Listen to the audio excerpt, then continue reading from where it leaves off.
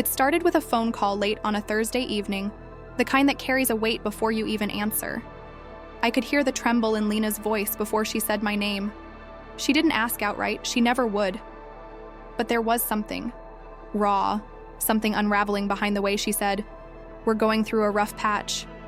I knew what that meant.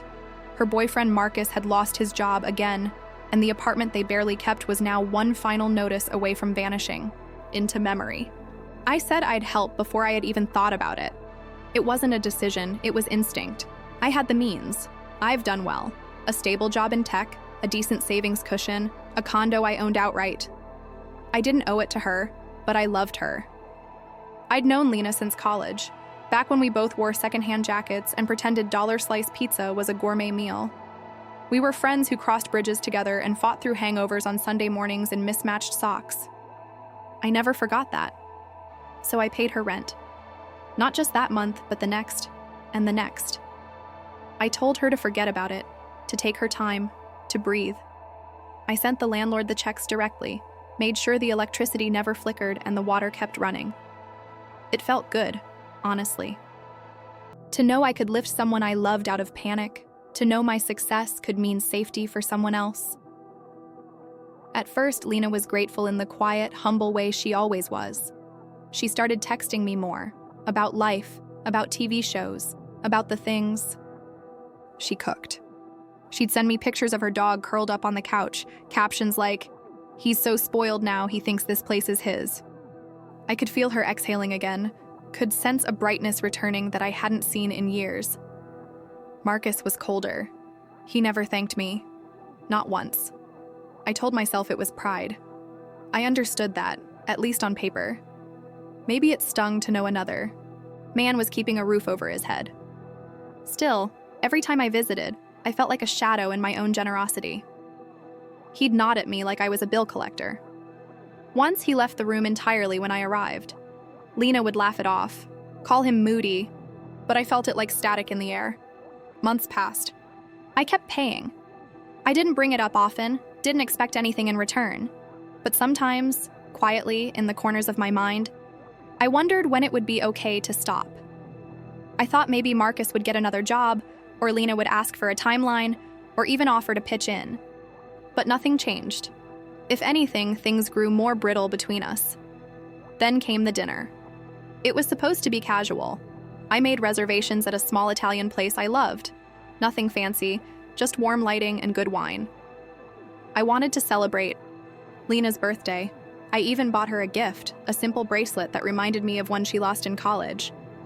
She opened it with a hesitant smile, then glanced at Marcus, who hadn't gotten her anything. I noticed the tension immediately. She barely touched her pasta. Marcus drank too much. He didn't speak to me all night unless it was sarcastic. Then, as we were saying goodbye outside, I said something. I don't even remember what it was. Maybe a comment about work, about an upcoming trip. Something mundane. And Marcus laughed, bitter and sharp. "You really think you're better than us, don't you?" he said. The words hit me like a slap in an empty room. I blinked. "What?" "You walk around here, paying for everything, like some savior. You think we can't see it?" His voice was rising. "It's not charity when you wave it around like a damn medal." Lena said nothing. That silence was worse than the accusation. I stood there for a long time after they left, the night heavy. On my shoulders, the bracelet box still in her hands. I had tried. I had given freely, without terms, without strings. But somehow, my kindness had curdled into something ugly in their eyes, and I was left wondering if generosity can ever be clean, or if it always carries a price, one you pay in distance, resentment, and the quiet erosion of what used to be friendship. The days after that dinner felt hollow. I waited for a message that never came. I didn't want an apology. I'm not sure I even expected one, but some kind of acknowledgement, some thread of recognition that what had happened wasn't right, that I hadn't deserved those words. Instead, there was silence. It hung between us like a thick fog, making it hard to remember how things used to be. I kept checking my phone, foolishly hoping Lena would reach out, that she'd say Marcus had been drinking, that he hadn't meant it, that she didn't believe it. But silence is a language too, and I was finally learning how to listen to it. A week passed. Then 2. I stopped paying the rent. It wasn't vindictive. I had already told Lena I couldn't do it forever. She had nodded back then, like she understood. But when the next month came and I didn't send the check, I received my first text from her in almost 3 weeks. Hey, just wondering if the rent went through? No, how are you? No warmth. Just that. I stared at the message, my thumbs hovering over the screen. I typed out a dozen different responses before deleting them all. Finally, I sent back, I thought it might be time to talk about other options. The typing bubbles appeared, then disappeared, then nothing. That night, I dreamed about our college days. Cheap dorm rooms, long walks, shared cigarettes, and secrets whispered in the dark. I woke up with tears in my eyes and the gut punch realization that I was mourning something still technically alive. 2 days later, Lena called. Her voice was tight, words clipped like scissors. You could have told me. I assumed we'd talk, after dinner. You didn't reach out either. I didn't insult you either, I said. She went quiet. The air between us was filled with all the things we didn't want to say. I wanted to tell her how hurt I was, how I'd only ever wanted to help, that it wasn't about control, that I never, not once, thought I was better. But the words felt pointless now, like trying to convince someone not to see shadows in a well-lit room. I didn't know he was going to say that, she whispered, but you didn't disagree. I didn't know how. I needed you to. Another silence. This one deeper. Things have been hard, she finally said. For a long time, and you make it look easy. You show up with your nice coat and your stories about work, and your perfect apartment, and I feel like I'm drowning, and you don't even get wet. That broke something in me. Not because it was cruel, but because it was true, in a way I hadn't seen before. I never meant to make you feel that way, but you do, even when you're trying to help, especially then. I didn't know what to say.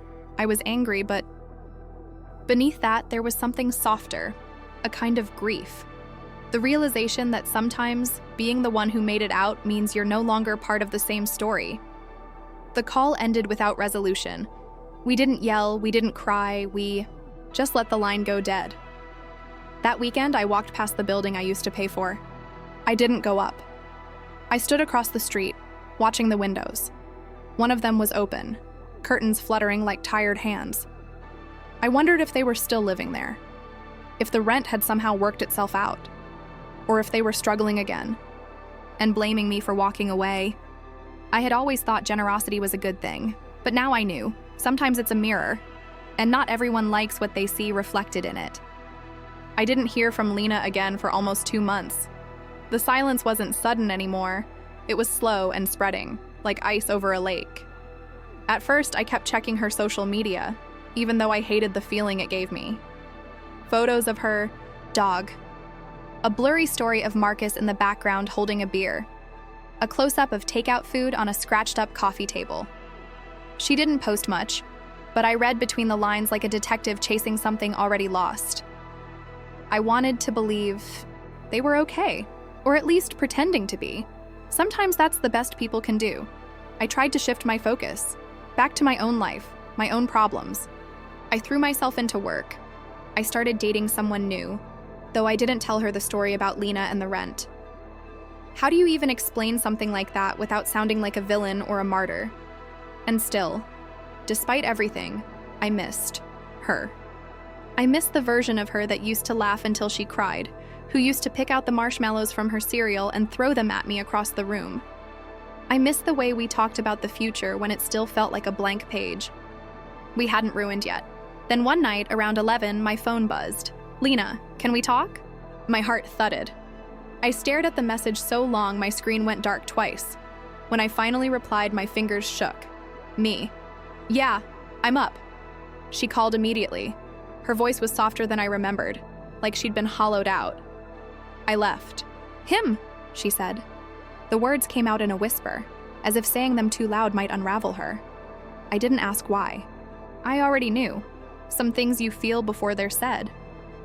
I moved back in with my mom. It's not great, but it's better than what it was.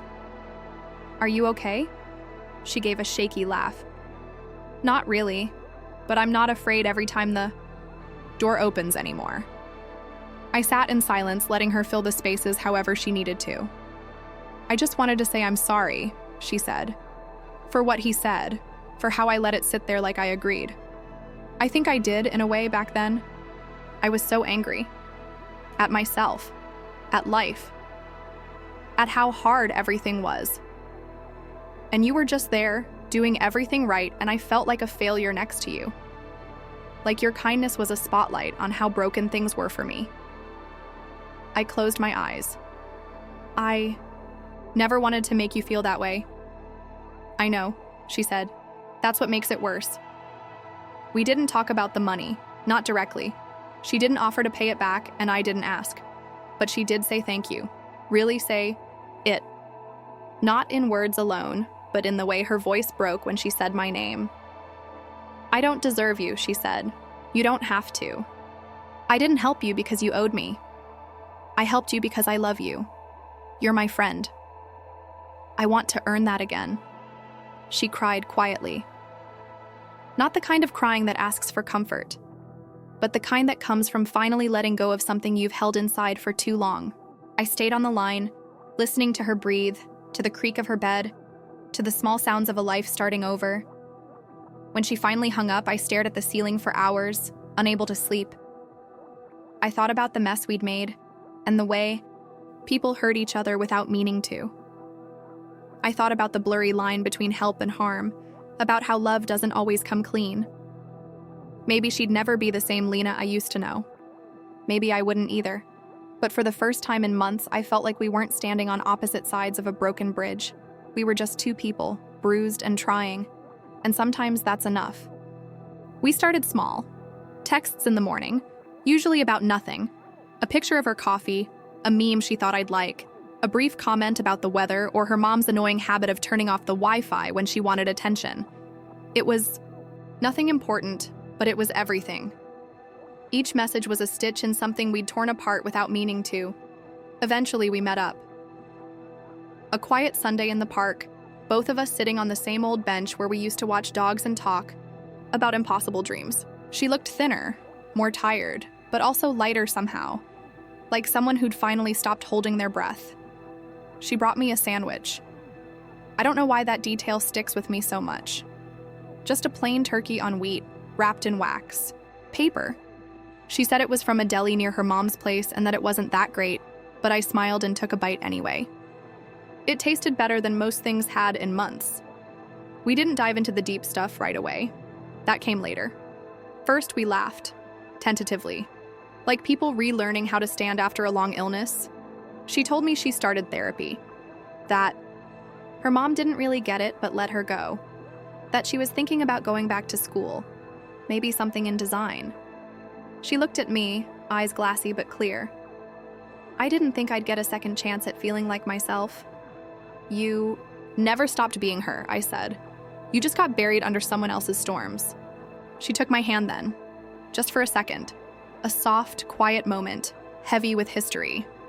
There was no romance in it, just recognition.